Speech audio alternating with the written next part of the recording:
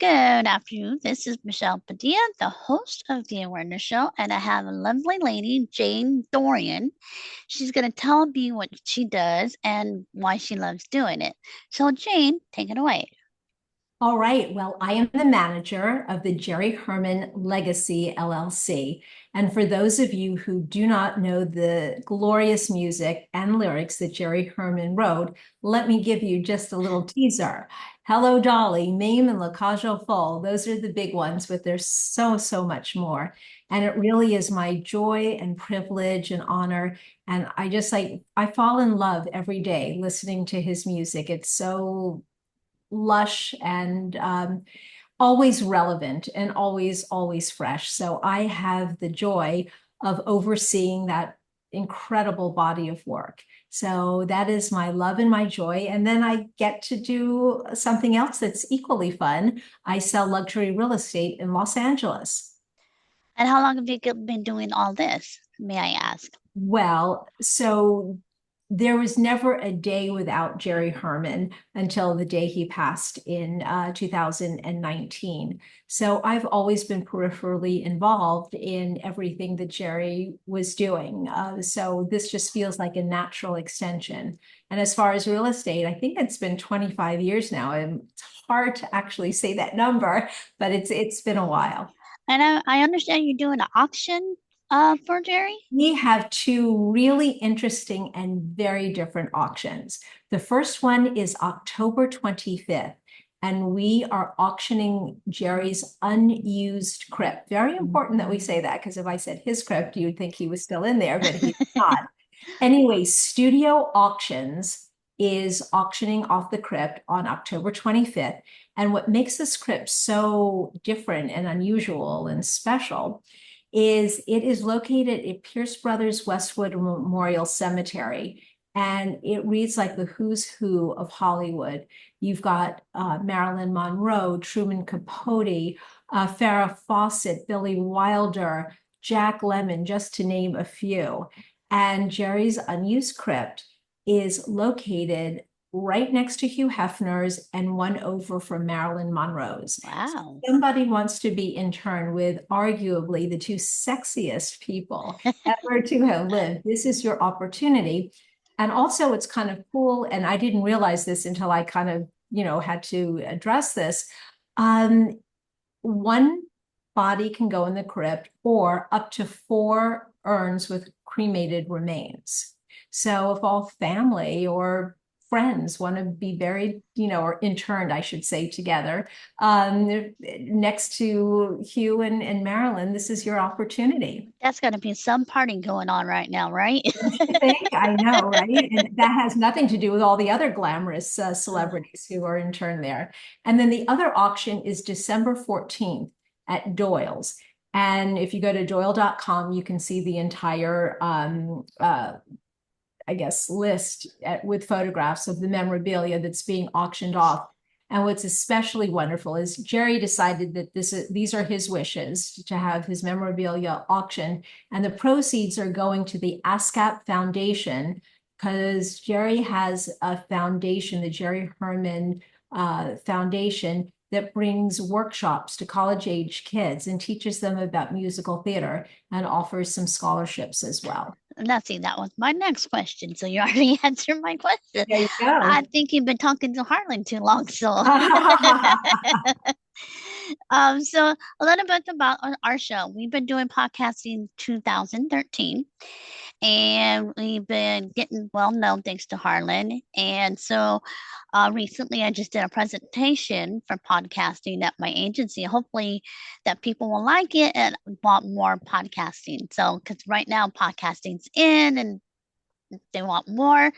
So I have a chromosome called 22q11, little tiny piece of a chromosome from that small, and it has over 200 symptoms. So we have a heart condition, a learning disability, teething, feeding issues. It's the second most common to Down syndrome. And because you have all that, yeah, you have a whole bunch of issues going on. But each person who has this syndrome is unique and different. The doctors knew that I had this syndrome, but never told my parents.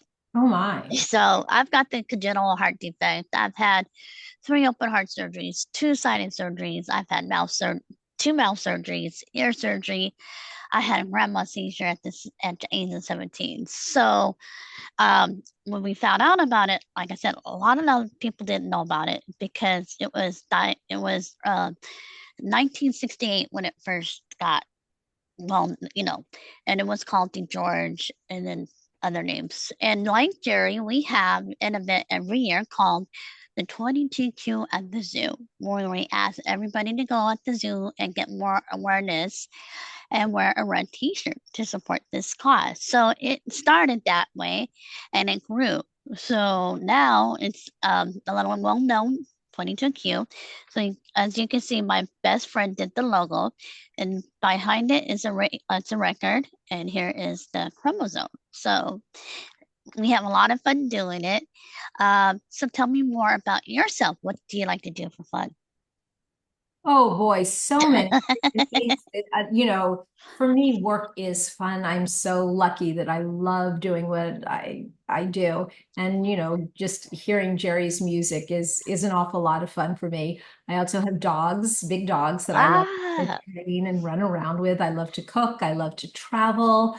I love to do yoga. I love to walk. I love to entertain. I love people. So a very full life. I speaking of dogs, I've got two golden retrievers myself. Yeah, Aw. they're my kids since I can't have any. So I have an 8-year-old golden retriever, and I also have a 2-year-old puppy, and he likes to run around and take everything home. So that's how we get our exercise at home. So it's just me and my mom, and so we love the dogs, but sometimes they can be a quite handful. Oh, they are definitely a handful, and they demand a lot of attention, but they are so worth it. I mean, well, my question to you is because I've got an older dog and a younger dog as well. How is your older dog handling all of this energy? Well, funny you should ask. He was kind of mopey. His name is Eeyore. Aw, And so my dad picked him out on the litter box, and because he had long ears, he still has the long ears. We kept the name Eeyore. The people who you know, called him Eeyore, we just kept him. That was my favorite character. So, in fact, let me see if I can show you what. Can you see it? No. now I can. Aw, That's so Cody. sweet. This one's my baby, my big fur ball right here. Aw, he's gorgeous. Look at that. So at first he was, kind of skeptical a little about, about the puppy. But now they're two best friends and get along. Awesome. Cody is a bully. He likes to start the fights. Always. And we give him doggy ice cream and Cheetos. Yes, There you go. they do have doggy ice cream now, so check it out. It's So called Frost. I'm aware of that. Yes. Yeah. It's a thing. So with your dogs, let me ask you this. What do you give them? What kind of food do you give them? Do you give them dry food? Do you make the food? We give them a combination of both. We give them kibble and then we give them, I think, just for dogs food. So they love that. And then sometimes we throw in some human food as well. But I'm very disciplined.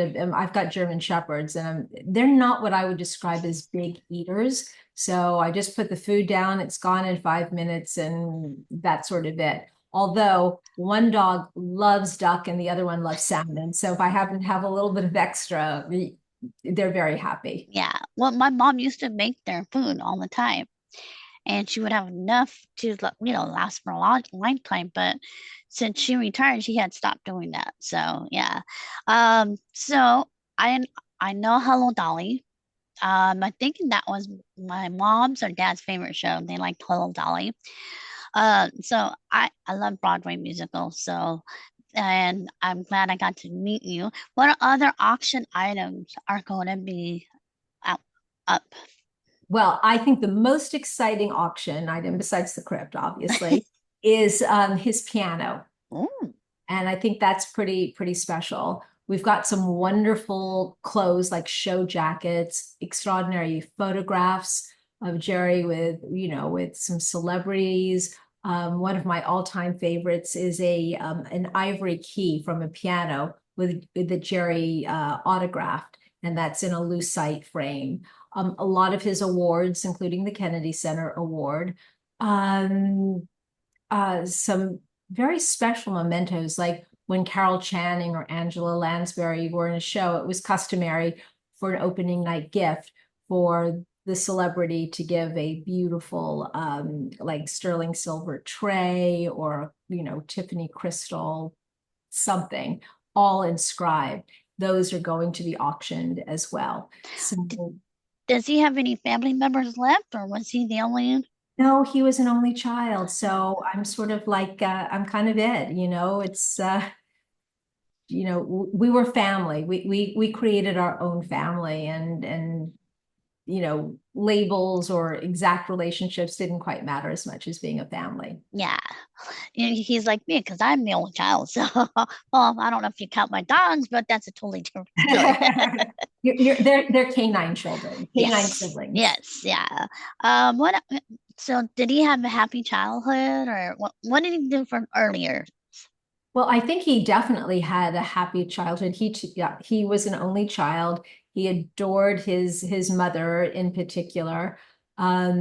There was a party at that house all the time, so much so that when he wrote the song "It's Today" for Mame, I think that was very much fashioned after his mother because she would say, "It's today, let's have a party," and they would have big, big parties at their house. Always a lot of fun. His parents owned a summer camp for kids up in the Berkshires called Stissing Lake. And Jerry each summer would write the camp shows. He would write the music and the lyrics, and he would direct, and he would do the set design and the costumes and the lighting, everything. So I really think he had a wonderful time being around lots of kids and had a lot of fun. Is the lake still open? Do you know, I don't know or about the lake, but the camp is not. Campus, okay? It's been closed for a while. yeah. I would have been that would have been a good idea to promote too. So if it was still open. So later in life, where did he go to school? Well, he grew up in Jersey City, so he went to the public school there, and then he went to the University of Miami, where he met my mother. And he met my mother the first day of class. They were 17 years old, and they kind of circled the campus the very first day. They didn't really introduce themselves, but that night there was a party for the freshman students. So he was at the piano playing the American Songbook, and my mother sat down next to him, and she was a trained singer, and they started making music together, and they never stopped until she died. Oh, and then you came along. Yes, I was somewhere in between there, but yes, indeed. So my question is, do you think they will do like a documentary of Jerry, or There is is that never? one, there is one documentary, and the issue with a documentary is you can only tell a certain amount, in what, 90 minutes. So I think there's plenty of room for additional documentaries. I think that'd be a good idea because he's got a lot of story to tell. Now, did he have any, the word I'm working in, celebrities that he loved or hanged out with, like Lucille Ball or? Well, let's see, not so much Lucille Ball. They certainly, worked together. And the same thing with Barbara Streisand. But Jerry was very close with Carol Channing and Angela Lansbury. And Carol did Hello Dolly for what, 40 years? I mean, she made that an institution, Is, and they were is she very still close. around? No, she passed away a Okay. few years ago as well. It's amazing as all of these wonderful, wonderful performers really made it into their 90s. Yeah, Angela. Yeah, she just Yep, died recently. Yeah, exactly. And so Jerry adored Angela Lansbury, and your viewers, your audience may be interested in knowing that he really wanted her to play Mame. nice. And so the producers were not so interested in the idea. So he taught her two songs. And when it was her time to audition, he snuck into the orchestra pit and played her audition. And she so wowed everybody else. The rest, as they say, is history. History. Yeah, that's how you have to do it sometimes. Yeah. And now, so my thing is, what would you tell today's listeners about Jerry and Hello Dolly if they want to, pursue Broadway music or listen to old, not old to us, but old to them, if that makes sense. Right. So I think that, Jerry's body of work is so much more than just Hello Dolly. Hello Dolly it's an incredible show. It's about second chances. And it was the first happy musical after the Kennedy assassination. And our country really needed an opportunity to heal and to laugh again and to, quote a line from the show, rejoin the human race. Yeah. I think this show allowed the country to do that. I think so, and especially nowadays, sometimes you have to have a good feel about songs. So that was one of the good songs back in the day, and it's still a good song today. So Well, the Hello Dolly song, this is really quite interesting. Back in the day, you're probably too young to remember, but there was something called 48s, 45s, excuse I remember that. It was a single album. Side A was the very popular song that everyone looked forward to, and side B was just kind of a throwaway song. So for the throwaway song on this 45, somebody in the recording studio literally threw this Hello Dolly song to Louis Armstrong. And this was before the show had even opened. So Louis Armstrong never even prepared the song. And he literally just sight read the whole thing. And the recording of Hello Dolly went, went through the charts. It knocked the Beatles off the charts. Wow. And I do know what a 45 is because my dad. So, He still has them. Okay. And well, have he you seen did, yeah. 78s? Have you seen 78s? Because I've got a few of those too.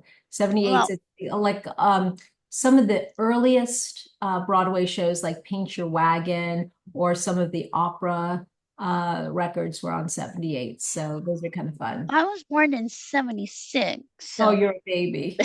yeah, I'm a baby. I don't know. My mom might have some of that or my grandparents because they were born in the 30s. So, yeah. They love Broadway musicals and everything. Yeah. So, I get a lot of music is from my dad's side, my mom not too much. And so he would used to quiz me on certain things. She loved Broadway musicals. So did my uncle. He used to take us to go see Broadway musicals. We saw what was it? What I can't pronounce that name. It had a donkey and everything, and I can't think of it right now, but I'll send you the clip if I can remember it. Okay. And my mom just loved that, and she was just, she loved Liz Morales. She loves that. She loved Hello Dolly. She loved Barbara Streisand. So my mom's Yes. gonna, yeah, my Well, mom's you gonna, have a good yeah, taste. yeah, she does. And so, because she was born in the 50s, 1955. So that's all the stuff that, happened, like you said. And it was a time for people to get better because of what happened to JFK, you Right. know. So a lot of things changed. Right. Well, I think your mom was born sort of in that golden time when people did go to the theater Yeah. and if you were lucky, you could go once a week and you got to see one fabulous show after another because Broadway really is the American art form. Yeah. And, as I travel to see it, these same shows done in many different countries, they do a wonderful job, but there's kind of an American spirit, a joie de vivre that is uniquely American. And it's really, really wonderful to see. Yeah, it is. I kind of like it. And then uh, my advice one thing is how long will the auction be open to the public? Okay, or is Uh, it online too? It's That's my it's on question. it's online. Both of Okay. them are online. I think interestingly, most auctions have gone online, although you could go if you wanted to in New York and be there physically as well. But I'm surprised, it used to be, I always told my friends who went to these very big auctions, with the paddles and everything, I said, be very calm. You don't want to flinch or you might, be purchasing something way more expensive than you had ever intended to. So but it's very, very different now. It's Yeah, on you don't want fast. to bid like 2,000, $5,000 and you don't know what you're getting first. Exactly, exactly. Is there like a catalog that's going to be stuff that's going to be sold or a No, list? no sale of the intellectual property. Really important that it is presented properly and just always well, not with the only with the correct intent, but also just produced in a lush sort of a way with wonderful orchestras, top rate talent, great directors. And I think it's important. You don't want to ever see a bad production of something. It would leave a bad taste in your mouth. Yeah, like I said, no, you don't want that. So we're almost out of time. My favorite question is, what do you hope next for Jerry? What do you see next in the future? My hope is that we can get younger generations to really know and appreciate Jerry's music because his music is for the ages. It's not just limited to our time, it's universal and actually kind of important for the soul. It really is, it really feeds the soul. And now when times are so troubling, it's great to have a little bit of humor. I mean, sometimes I think about a song called Tap Your Troubles Away. When things get really bad, I think, oh, we should just take out our tap shoes and tap our troubles away. It would be so much better. But like I said, I'd love for younger artists to start recording the songs so that it brings more awareness to what his music is. Because if you have a property that really takes place in a particular time, Time, yeah. exactly, then it doesn't matter what the actual year is. You can go back in time and enjoy it. Yeah, it's weird because nowadays these kids want to play like video games and they don't care about anything else, you know. What was it the other day? Our younger generations are now calling people that were born in the 90s 1900s. That's so funny. Well, I think there's another issue too, and you started to touch upon it when you're talking about computers and everything, the electronic. Most new music today is very formulaic, Yes, and you just kind of know it's not generic. it's generic. It's not that it's bad, it's pleasant and everything else, but the old timers really knew how to write music. Yep. It art, it was melodic, it was interesting, and they had something important to say. And I miss that. I'm hoping that a whole new generation of young, composers and lyricists, and also book writers for that matter, Right. emerge and they start writing and about important things. What's going on? What is this confusion or insanity we're all experiencing today? It would be so much better if you could sing about it.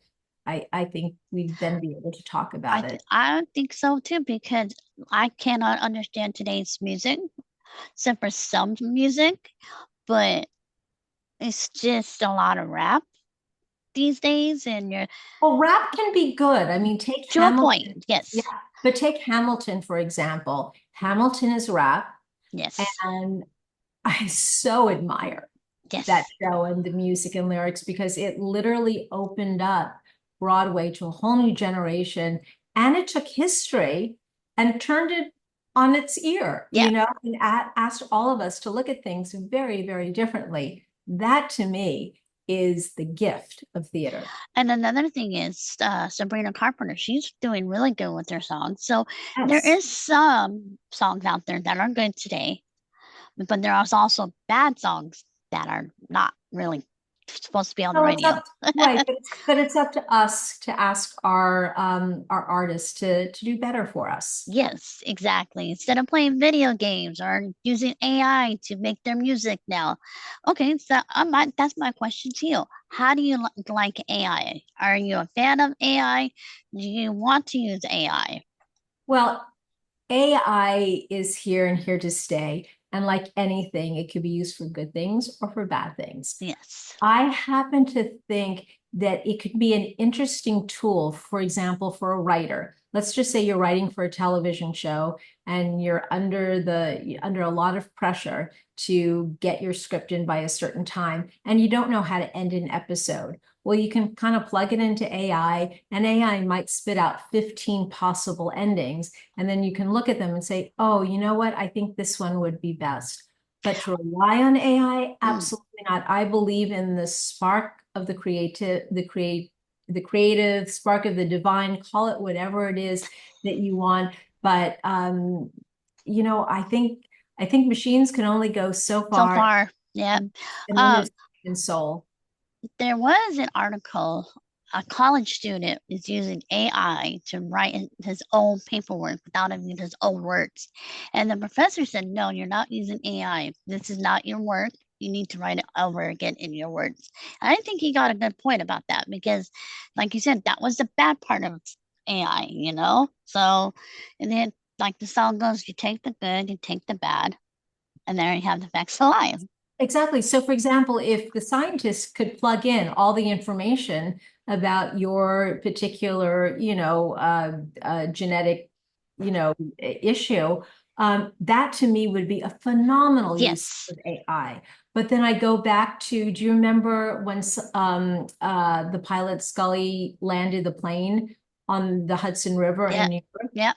Well, if he relied on the computer models, and it's not quite as good as AI, but the computer models, the plane would have crashed, and all the passengers on Teachers would have board passed away. died. Yeah. Exactly. But call it that spark of God. Call it that human moment when time stands still and you make the right choice, the right decision. So that's why I think if we can use AI to For the good side of things. exactly to help us, amazing, but to rely on it, no. Nah. I Yeah. believe people. That's why a lot of college students today are trying to use AI because they don't want to, write the paperwork, which makes sense. Yeah, but what happens if the grid goes down? Then what? If you don't have the tools with which to do what you need to do, you'll really be lost. Now, for people with disability on that side, that would help them a little bit, Be you know, see, it's a good use for it. So AI is AI. It can be used for good things or bad bad things. things That's or silly music or silly art. So, exactly. It's up to us. yeah. We have to ask the decision makers to make good choices for all of us. Yeah, and sometimes that's not always going to be a good, easy subject to do that. So my question is, how can they reach you if they want more information about your auction coming up? And do you have a social media page about your auction? So great question about social media, and I should probably get on the horn on that. However, again, if you go to studioauctions.com or doyle.com, you will find those. And you can also go on the Jerry Herman website. That's jerryherman.com, and you'll see links to all of that as well. Jane, I would like to have a follow-up after the auction's over, and I want to find out how successful it was, and I want to make sure everything was okay. So would you like to do a follow-up with I me? would love to do a follow-up. That would be such fun.